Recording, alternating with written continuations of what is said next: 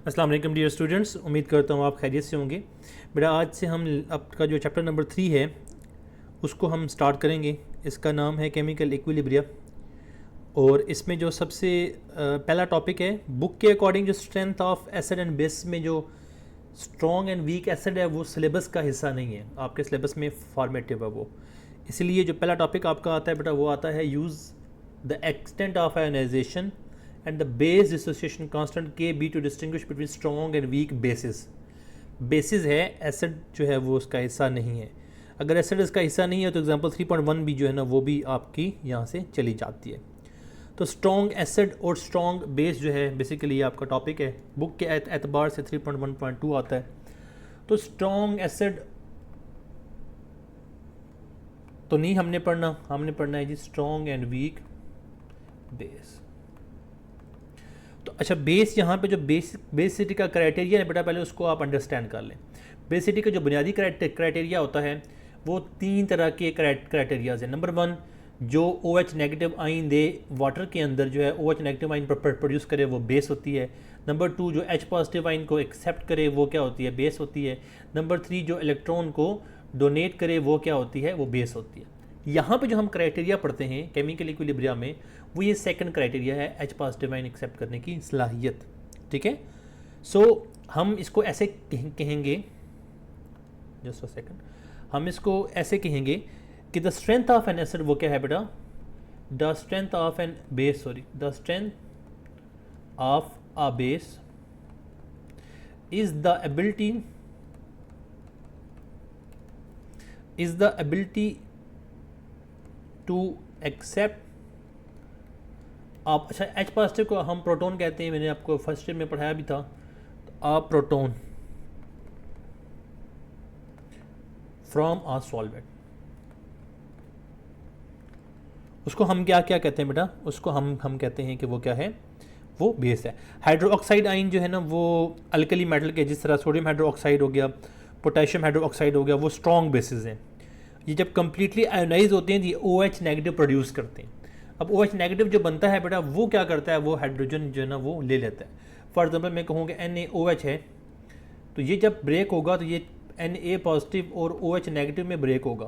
तो ये जो OH नेगेटिव है इसका काम क्या है, ये H पॉजिटिव आइन को, OH नेगेटिव जो है H पॉजिटिव आइन को कैप्चर करेगा और ये वाटर बनाएगा। यानी कि ये जब हल होंगी तो इसमें क्या होगा कि ये जो है वो OH आइन को कैप्चर कर रहा होगा। तो इसलिए हम कह सकते हैं कि ability to accept proton from an acid ये एक क्या है, प्रॉपर्टी है किसी भी बेस की। जितनी जल्दी एक्सेप्ट करेगा उतना जल्दी आप कहें कि हम उतना स्ट्रॉन्ग वो बेस होगा, जितना लेट करेगा उतना वीक वो बेस होगा। ठीक है, और OH आइन जो है यहाँ पे इसको ब्रॉन्स्टेड बेस भी जो है ना वो हम कहते होते हैं। ठीक है, ये जो लोरी ब्रॉन्स्टेड का कॉन्सेप्ट था ये उसी की बेस पे हम बेटा इसको ब्रॉन्स्टेड जो है ना वो बेस कह रहे होते हैं। क्यों? क्योंकि ये H पॉजिटिव आइन को एक्सेप्ट करता है, वो ब्रॉन्स्टेड बेस होता है। तो the ability of base to accept a proton from an acid, for usually वो क्या करते हैं, पानी से ले लेते हैं, इसको क्या कहते हैं, स्ट्रेंथ ऑफ अ बेस कहते हैं। ठीक हो गया। अब इक्विलिब्रियम कांस्टेंट की अगर हम बात करें बेटा, तो अब फॉर एग्जाम्पल यही वाला जो है ना हमारे पास क्या है, एक बेस है। इसको अगर मैं लिखूँ तो यहाँ पे क्या है बेटा, बेस है एक, बेस क्या कर रही है बेटा, बेस टूट रही है किसके अंदर, बी नेगेटिव के अंदर, या इसको ऐसे कर लेते हैं कि बेस के अंदर जो है वो क्या ऐड किया हमने, वाटर किया। तो बेस ने किया क्या बेटा, बेस ने H पॉजिटिव आइन एक्सेप्ट कर लिया और साथ में OH आइन रिड्यूस कर दिया। अब इसमें अगर तो बेस इस तरह का है तो ये H पॉजिटिव आइन को एक्सेप्ट नहीं करेगा। अगर बेस इस तरह का है, कोई और बेस आ गया, अमोनिया आ गया वगैरह वगैरह, तो वो क्या करेगा बेटा, वो अमोनियम आइन बनाएगा। ठीक है, दोनों केसेस में हमने करना क्या है, हमारे पास ये वाली साइड होती है और ये वाली साइड होती है, इसकी बेस पे हमने इसका Kc लिखना होता है। तो आपको पता है Kc is equal to product की कंसनट्रेशन डिवाइडेड बाय रिएक्टेंट की कंसनट्रेशन होती है। तो प्रोडक्ट की कंसनट्रेशन क्या है बेटा, प्रोडक्ट की कंसनट्रेशन में आपके पास BH पॉजिटिव और OH नेगेटिव आ गया, और रिएक्टेंट की कंसनट्रेशन में क्या है कि B और साथ में क्या है H2O है। H2O सॉल्वेंट है, इसलिए हम Kc से मल्टीप्लाई करेंगे। Kc मल्टीप्लाई बाय H2O की concentration is equal to BH positive OH negative divided by B। इसको पूरा हम क्या क्या कहते हैं, KB कहते हैं, जिसको बेस डिसोसिएशन कांस्टेंट कहते हैं। और ये किसके इक्वल होता है बेटा, कंसंट्रेशन ऑफ, जो अब ये क्या है, ये आपके पास कंसंट्रेशन ऑफ आयोनाइज्ड बेस है, और यहाँ पे जो है ना वो concentration of D ionised base है। ठीक है, यानी कि जो कन्वर्ट नहीं हुई इसके अंदर। तो आप यहाँ पे कह सकते हैं कि ये product of ions produce divided by concentration of base, आप इसको इस तरह भी लिख सकते हैं। ठीक है, तो KB की वैल्यू जो है ना बेटा वो डिटरमिन करती है कि आपका जो एसिड है वो क्या होगा, स्ट्रॉन्ग होगा, या एसिड जो है वो क्या होगा, वीक होगा। तो KB की वैल्यू अगर ग्रेटर होगी तो एसिड जो हैगा, उसको बेस जो होगा आपका वो भी स्ट्रॉन्ग होगा। यानी कि बेसिसिटी जो है वो क्या है बेटा, is directly proportional to KB। जितना KB बड़ा होगा उतना ही जो आपका बेस है वो क्या होगा बेटा, स्ट्रॉन्ग होगा। ठीक है, अब प्रॉब्लम क्या आती है बेटा, प्रॉब्लम ये आती है कि KB की वैल्यूज जो ना वो हैं 10⁻⁻4, 10⁻⁵, 10⁻�9।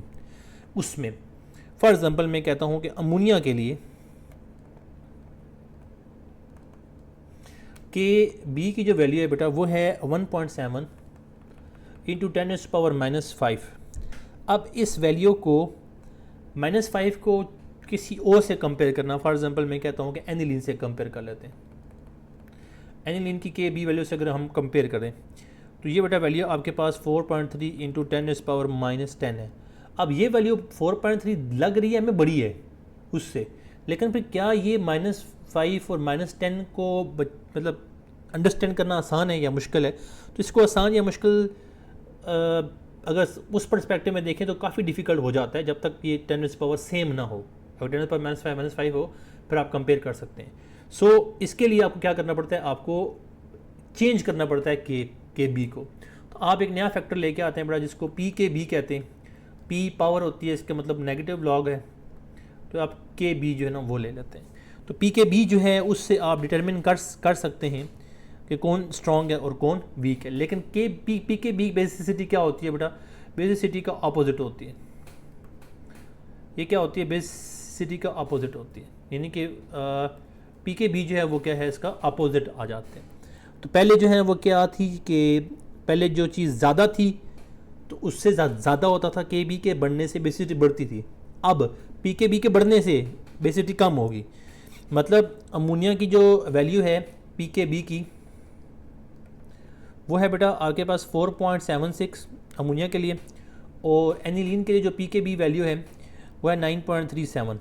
तो ये PKB वैल्यू है ज़्यादा, इसका मतलब इसकी बेसिसिटी क्या होनी चाहिए, कम, और ये इसकी वैल्यू जो है ना वो क्या है, लेस है, इसकी बेसिसिटी क्या होनी चाहिए, ज़्यादा।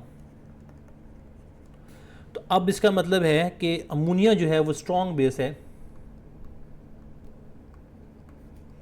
एज़ कंपेयर टू pyridine और एनिलीन, pyridine और एनिलीन। pyridine का क्या होता है बेटा, 8.25 होती है, और इसकी क्या होती है 9.37 एनिलीन की होती है। pyridine का स्ट्रक्चर ये होता है कि बेंजीन की तरह की रिंग होती है, एक जगह पे नाइट्रोजन लगा होता है। एनिलीन में क्या होता है कि आपके पास NH2 बार लगा होता है। अमोनिया में आपको पता है कि NH3 होता है। ठीक है, तो ये था बेटा आपका छोटा सा टॉपिक। मिलते हैं नेक्स्ट वीडियो में बफर सोल्यूशन के साथ, और इस चैप्टर में मैक्सिमम चीज़ें आपने पढ़ी हुई हैं। ठीक है।